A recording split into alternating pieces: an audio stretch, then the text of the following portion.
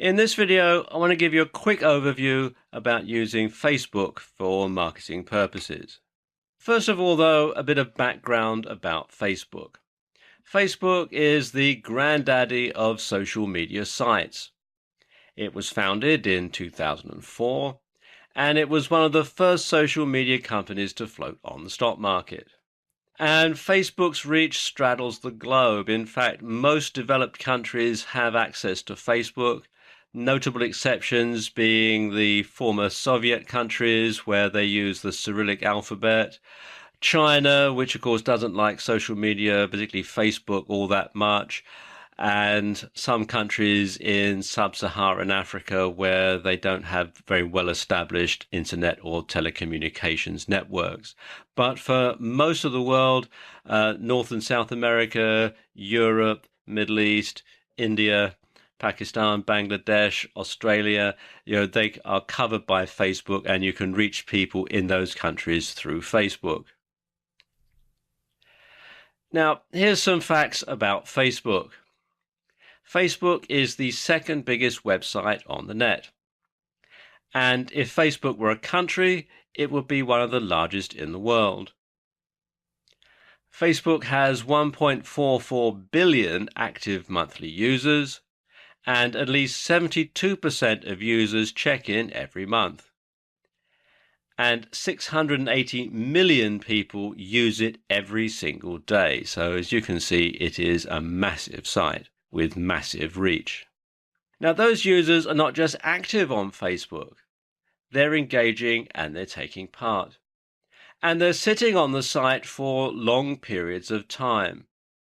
Now, this is pretty much the perfect storm for marketers looking for somewhere to access a large number of people. And it's good for both business to business and business to consumer communication. There are two ways of promoting your business, brand, product, or service on Facebook. The first way is organically via a Facebook page, and the second is via pay-per-click Facebook ads. And both should form part of any marketing strategy on Facebook. Let's look at organic traffic first. Creating a Facebook page is very similar to creating a profile page for yourself personally, and you have many of the same elements. You have information, you have a profile picture, and you have a cover image. And if we look here, you can see a Facebook page for a fictitious coffee shop. You can see that they've got their logo prominently displayed. They've got a nice background image. They've got their friends and fans. They've also got information about their locations. They've got videos. They've got photos. And they've also got likes. And likes are very important. Because you see, when somebody likes your post or page, all their friends on Facebook will know about it. And to them, this might seem almost as though that person, the person who's liked your page, is advocating your brand. And this is the social influence factor, because if you see that your friend has liked a company or a brand, you'll be much more inclined to like that brand yourself, or to potentially trust them in future when you need their services. And this is powerful stuff. Facebook ads, on the other hand, work in a similar way to Google AdWords, and that is a pay-per-click or PPC method. And this works, as the name would imply, you pay for every click. So you pay a fee every time someone clicks on your ad. And the more you're prepared to pay, the more prominently and more often your ad gets shown. Unlike AdWords, though, Facebook ads let you define your audience strategically and with a very narrow focus. And this is because Facebook gives you access to huge amounts of information about each member. Users will typically share details such as their age, their profession, their hobbies, their interests, their marital status, their location, and a lot more. And this gives you the ability to pick exactly who you want to see your ads. Would you rather that your ads were seen by teenagers, or would you rather they were seen by women based in a specific city who were engaged? And this is going to depend on the sort of product. So let's say, for example, you are promoting a boy band that's aimed at teenagers. You would be able to drill down and make sure that your ad was only seen by teenagers, and specifically by teenage girls.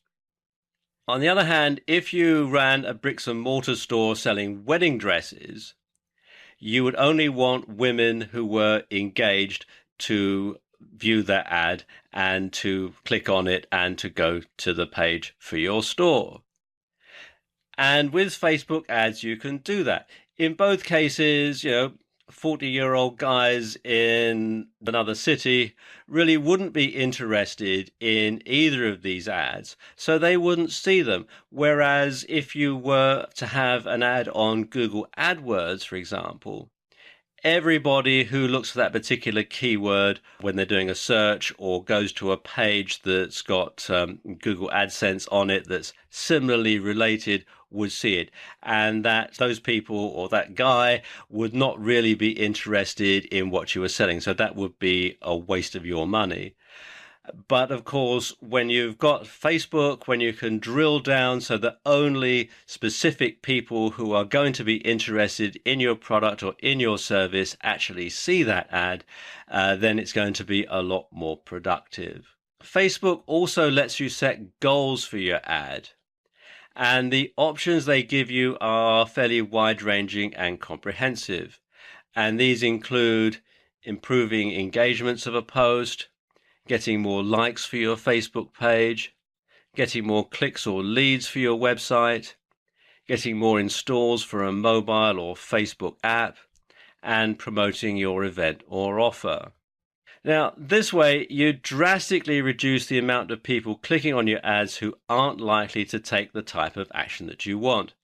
And you ensure that all of your money is being spent on worthwhile and useful advertising. And Facebook ads work best when you combine them into a single broad strategy and maintain synergy with your other marketing activities too. So if you use Facebook ads in conjunction with a Facebook page to get more involvement, to get more likes, then the two can work together hand in hand. To create a page on Facebook, it's very simple. Simply log into Facebook, click on the create a page link, which you'll find down on the left-hand side of the page.